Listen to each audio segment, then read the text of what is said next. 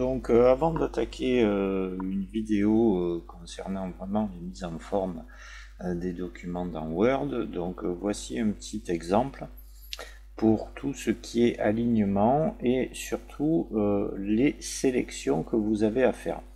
Donc, pour le premier paragraphe ici, là, donc on dit que c'est un paragraphe qui est aligné à gauche, c'est normal, c'est le standard de Word. Donc par contre au niveau des sélections, si vous avez à sélectionner un paragraphe donc pour faire sa mise en forme, je ne parle pas de la mise en forme du texte, mais juste du paragraphe, c'est-à-dire ce qui est ici dans le groupe paragraphe, vous n'êtes pas obligé de sélectionner comme vous avez l'habitude de le faire. Et éventuellement, pour sélectionner un paragraphe comme ça, je vous propose de vous mettre dans la marge, donc parce que dans la marge, un clic va sélectionner une ligne et un double clic va sélectionner le paragraphe sans avoir à se déplacer. Il suffit juste d'être en face de ce paragraphe. Donc pour information, les trois clics sélectionnent la totalité du texte, ce qui équivaut au CTRL A, mais attention, si vous avez des tableaux à l'intérieur de votre texte, donc là je vous montre, c'est bien sélectionné jusqu'en bas. Donc le fait d'avoir des tableaux et de modifier entre autres la taille des caractères, ça peut abîmer de temps en temps les tableaux, donc faites très attention à ce CTRL A ou ce triple clic dans la marge. Si je reviens sur les alignements des paragraphes, donc le deuxième ici, on me demande à ce qu'il soit centré. Donc là, je n'ai pas besoin de faire ça puisque je ne vais pas toucher le format des caractères, mais juste le format des paragraphes. Donc un clic suffit, n'importe où. Vous pouvez être n'importe où, donc la première ligne, la dernière. Et là, je peux lui demander de centrer en faisant un clic. Donc si vous avez compris, ici, donc pour un alignement à droite, je clique juste dans le paragraphe et j'aligne à droite. Donc le quatrième ici, donc on vous parle d'un paragraphe justifié. Alors beaucoup pensent que la justification se fait sur les marges. Alors au démarrage de Word, c'est tout à fait juste, mais en fait les alignements dans la justification se font sur ce qu'on appelle les retraits, c'est-à-dire les petits outils que vous avez ici, parce qu'il y en a trois, et l'outil que vous avez ici sous la marge, qui s'appelle donc le retrait droit, mais on y vient ensuite. Donc pour justifier, je fais un clic dans le paragraphe, et j'utilise le quatrième icône qui est ici, donc ça a bien aligné, on va dire pour l'instant, sur les marges. Voilà. Donc pour les retraits, alors avant d'attaquer la mise en forme de ces paragraphes, nous allons aller voir, donc en haut à gauche de la règle, vous avez ici donc trois outils. Donc dans la plupart du temps, on se sert du petit carré qui est ici et du triangle qui est en haut. Donc le carré ici est ce qu'on appelle le retrait gauche, donc il peut se déplacer sur la droite ou sur la gauche, et il va impacter la totalité des lignes du paragraphe. Donc le petit triangle que vous avez en haut ici, donc ne va impacter que la première ligne, même si vous êtes sur la dernière. Et donc ça va permettre de décaler par exemple la première partie de la première ligne sur la droite, ce qu'on appelle un alinéa. Vous avez aussi la possibilité de décaler cette première ligne sur la gauche, même si c'est dans la marge ici, et ça s'appellera donc un alinéa négatif. Et l'outil qui est ici, qui est assez rarement utilisé, c'est donc toutes les lignes, sauf la première. Voilà. Donc sachant que quand vous déplacez le petit carré, les deux triangles suivent quelle que soit la position qu'ils aient. Donc vous avez ensuite donc de l'autre côté, donc ici, le petit triangle qui correspond au retrait droit et donc lui impacte toutes les lignes du paragraphe. Voilà, donc ici on vous demande d'avoir un retrait gauche de 2 cm, un retrait droit de 3 cm. Donc première possibilité, donc je clique dans mon paragraphe. Le retrait gauche, ça va être le petit carré qui est là-haut, donc j'attrape le carré et je le déplace à 2. Vous voyez que ça déplace la totalité des lignes. et un retrait droit de 3 cm. Donc là, attention, parce qu'il y a la marge tout au-dessus, il va falloir attraper le petit triangle et le déplacer à 13. Donc si vous avez un problème pour arriver à compter, parce que là les marges sont des marges rondes de 2 cm ou de 2,5 je pense, vous avez la possibilité, quand vous déplacez le retrait, quel que soit le retrait, en appuyant sur la touche Alt et en maintenant, vous avez ici la valeur qui s'affiche. Alors attention, c'est une valeur approximative parce qu'on n'arrive pas, par exemple ici, si je cherche à avoir le 3, je peux avoir le 3,01 ou le 2,99, on va rester sur 2,99. Donc ça, c'est la première possibilité. Donc la deuxième possibilité, c'est de venir ici, donc dans le groupe paragraphe qui est dans l'onglet accueil. Vous venez ici sur les options de ce paragraphe et les retraits sont indiqués ici. Donc vous pouvez très bien mettre 2 ici et 3 ici. Si vous avez des soucis avec la manipulation de la souris, c'est peut-être plus pratique. Et vous validez avec le OK, ça fait exactement la même chose. Donc pour le paragraphe numéro 6 ici, donc un retrait de première ligne, donc le retrait de première ligne, attention, ce n'est pas le petit carré, c'est le triangle du haut, donc 1,5, je me positionne à 1,5 et j'ai donc cet alinéa ici. Si vous voulez le faire à l'intérieur du menu, donc je rentre et l'alinéa, vous allez le faire ici, alors soit vous cliquez 15 fois, ici, soit vous tapez 1,5 mais la virgule doit être prise sur le pavé normal et pas le pavé numérique. Voilà, ça fait exactement la même chose. Et ici, pour le dernier paragraphe pour l'instant, donc on me demande un retrait gauche, un retrait droit et un retrait de première ligne. Vous pouvez les faire dans le sens que vous voulez. Donc je vais faire à l'inverse, c'est-à-dire un retrait droit de 2 cm. Voilà, à 14. Je vais faire un retrait de première ligne, donc le triangle du haut à 1,5. Et à ça, on me demande de rajouter un retrait gauche. Et vous allez voir que lorsque je vais déplacer le petit carré correspondant au retrait gauche, ça déplace aussi le retrait de première ligne pour garder le même format.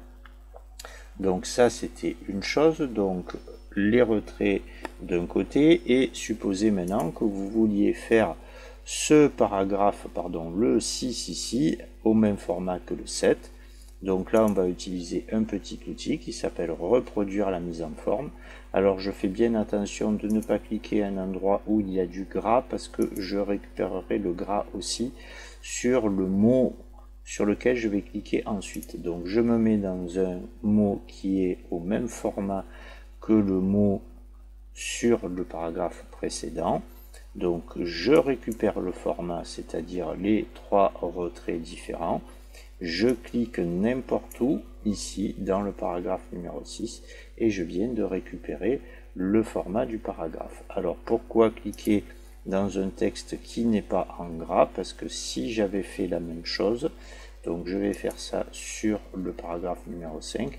Donc quand je fais ici reproduire la mise en forme, j'ai à la fois récupéré la mise en forme du paragraphe et aussi la mise en forme du texte sur lequel je suis. Et si je vais l'appliquer ici sur le mot partir devient en gras et le format par contre du paragraphe est mis en place aussi. Donc attention, la petite balayette que vous avez là, reproduire la mise en forme, est un outil assez pratique, mais il faut faire très attention du style. Donc là je vais supprimer les formats. Alors le raccourci c'est CTRL Q. Voilà, supposez que je vienne ici et que je dise je veux ce format là sur les 2 paragraphes qui suivent. Je peux faire un clic et balayer, mais quand je vais lâcher ma souris, tout va être en gras. Pourquoi? Parce que quand j'ai récupéré la mise en forme, j'ai bien récupéré la mise en forme du paragraphe numéro 5, mais aussi du mot dans lequel j'étais. Donc c'est pour ça que tout passe en gras. Donc faites très attention, très pratique et à apprendre à utiliser. Donc maintenant nous venons ici sur le dernier paragraphe. Donc là, si vous lisez bien, en principe, vous allez lire voici un exemple de titre encadré et centré, alors que moi, je vais lire voici un exemple de titre encadre et centre. Tout ça parce qu'il nous manque les accents ici. Alors tout le monde se pose à chaque fois la question d'aller chercher des codes de caractères pour mettre les accents. Alors je vous signale que des accents, ne serait-ce qu'avec le « et », vous avez l'accent aigu, l'accent grave, l'accent circonflexe, le tréma. Si vous écrivez en espagnol, vous pouvez avoir le tilde dessus. Donc on va éviter. Donc là, la seule chose à faire, c'est de taper en minuscule. Donc là, je vais choisir que de modifier ça. Donc vous l'avez ici dans l'onglet accueil, vous avez ici passage en majuscule. Alors après, on va aller voir une option, parce que si vous faites ça sur un ordinateur où les options n'ont pas été changées, vous aurez un E et non pas un E. Et donc pour pouvoir demander à Word d'afficher les majuscules, il faut donc aller dans l'onglet fichier ici, descendre sur options, et ici dans vérification, vous vérifiez que est bien coché majuscule accentué en français, et là vous pourrez arriver à faire les majuscules, donc tout simplement en tapant en minuscule et en passant en majuscule. Alors pour information, logiquement c'est vrai que j'aurais dû taper ça comme ça. Je sélectionne. Alors pourquoi là je ne fais pas que ça? Parce que là je veux travailler sur les caractères. Donc soit vous venez ici et vous choisissez majuscule, soit vous avez aussi un raccourci qui est la flèche des majuscules plus la touche F3. Donc la première fois où je le fais, ça me met chaque mot avec la première en majuscule. Si ce n'est pas ça que je veux, je le refais une deuxième fois. Et là, j'ai bien tout en majuscule. Donc évitez de taper en majuscule. Et pour information, la première d'un paragraphe sera toujours en majuscule. C'est une correction automatique. Il y a des corrections automatiques qui fonctionnent assez mal. C'est-à-dire, il y en a une qui est prévue pour lever le double majuscule si vous vous trompez en début de paragraphe. Ça marche assez rarement. Donc, on revient sur ça. Je suis donc ici pour faire un titre qui soit encadré et centré. Donc on va le centrer, ça c'est déjà une chose. Alors les encadrements, c'est ce que vous allez trouver ici. D'accord, donc je pourrais dire bordure extérieure ou toutes les bordures puisque ce n'est pas un tableau. Donc si je fais bordure extérieure, vous voyez que c'est automatique. La bordure est en format de paragraphe. Si je veux faire une bordure un peu plus évoluée, je descends ici à bordure et trame, et donc là je peux définir par exemple un double trait de couleur rouge et un peu plus épais, et je valide. Voilà, donc petit souci après, si vous trouvez que le texte est un peu petit par rapport à sa bordure, il faut savoir que la bordure s'aligne sur les retraits, c'est-à-dire que si je veux diminuer la taille de cet encadrement, il suffit que je joue avec les retraits naturellement sur cette ligne là, donc en mettant par exemple un d'un côté et un de l'autre. Donc pour que ça reste centré, naturellement il faut le même retrait à gauche et à droite.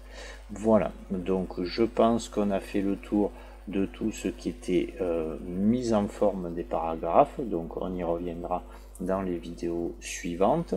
Je vous donne juste quelques méthodes de sélection et quelques méthodes de déplacement. Vous voyez que là, pour monter et descendre, j'utilise la souris, donc c'est pas obligatoirement nécessaire. Donc je clique en haut de mon paragraphe. Si je veux avoir la dernière ligne de mon texte, vous avez au-dessus des 4 flèches une touche qui s'appelle fin. Donc par défaut, fin vous mène à la fin de la ligne, mais le contrôle fin vous renvoie à la fin de votre document, et ce, quel que soit le nombre de pages que vous ayez. Au-dessus de fin, vous avez une touche, donc c'est la touche début. Donc début renvoie au début de la ligne, et contrôle début vous renvoie ici sur la première ligne de votre document. Donc au niveau sélection, il y en a une aussi qui peut vous servir.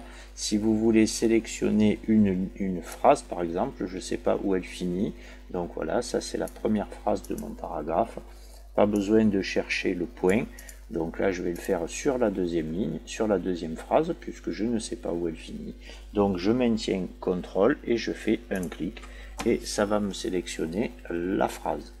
Voilà, donc après, ça peut être pratique pour mettre en forme une phrase. Regardez aussi, si vous faites des longs documents, que vous n'ayez pas des phrases à rallonge, comme on voit souvent, avec beaucoup de virgules et un point au bout de 3 ou 4 lignes. Donc ça peut servir. Donc c'est un CTRL-clic, quel que soit l'endroit de la phrase sur laquelle vous êtes, le CTRL-clic va sélectionner la phrase en entier. Vous avez aussi une possibilité, alors là c'est pas très parlant, mais lorsque vous voulez sélectionner et que vous montez, descendez ici et que ce n'est pas pratique pour sélectionner. Donc le principe c'est cliquer avant ma sélection, descendre par exemple, je veux sélectionner jusqu'ici, donc vous voyez mon curseur clignote ici, je veux qu'il sélectionne de là à là, donc j'ai fait mon premier clic, je descends et avant de cliquer, j'appuie la flèche des majuscules et là j'ai sélectionné entre les deux clics. Ça peut être intéressant quand vous avez un texte entre deux pages et que vous n'arrivez pas à sélectionner. Voilà, donc c'est un clic, j'appuie la flèche des majuscules et un deuxième clic et vous voyez que ça peut être en plein milieu d'une phrase, c'est pas gênant. Voilà, donc je pense qu'on va s'arrêter là pour cette première mise en forme par rapport au logiciel Word. On verra dans les exercices suivants de revenir justement sur tout ce qui est retrait, bordure, sélection, etc., etc. Donc je vous remercie d'avoir suivi cette vidéo et à la prochaine. Merci.